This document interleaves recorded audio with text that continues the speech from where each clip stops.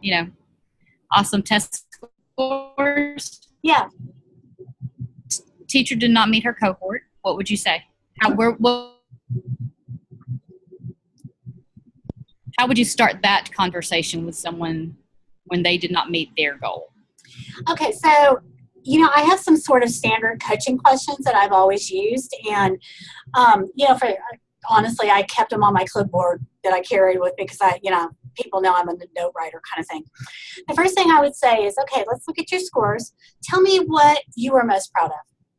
Tell me where you see a celebration. What is it that you feel like, gosh, I didn't expect or whatever?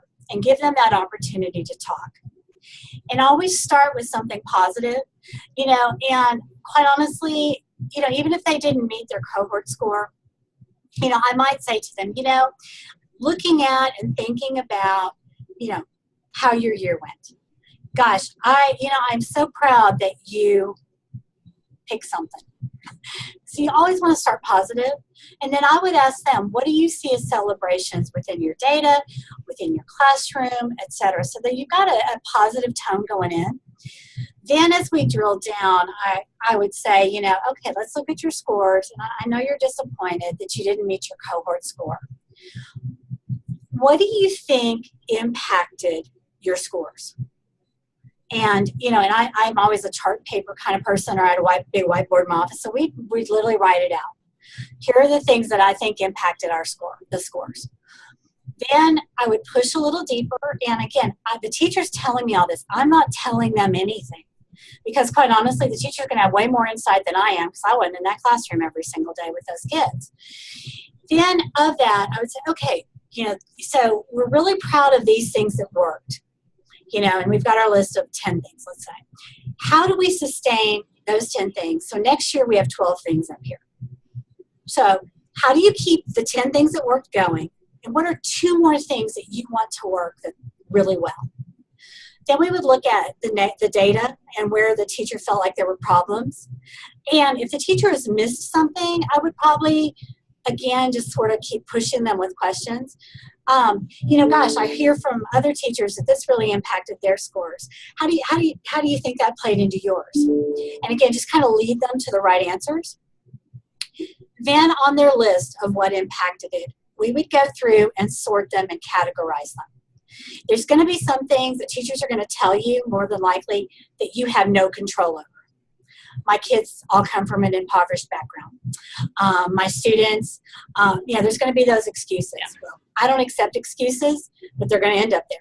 So we're going to go through and we're going to say, okay, there are things on this board that we can control and impact, and there's things that we can't. So let's go through and sort those out. So anything that we can't control or impact, we have to cross off the list. Because I can't take my kids out of an impoverished, low socioeconomic environment and put them in a better one. That's just not possible. I can make sure my kids all eat breakfast the day of the test.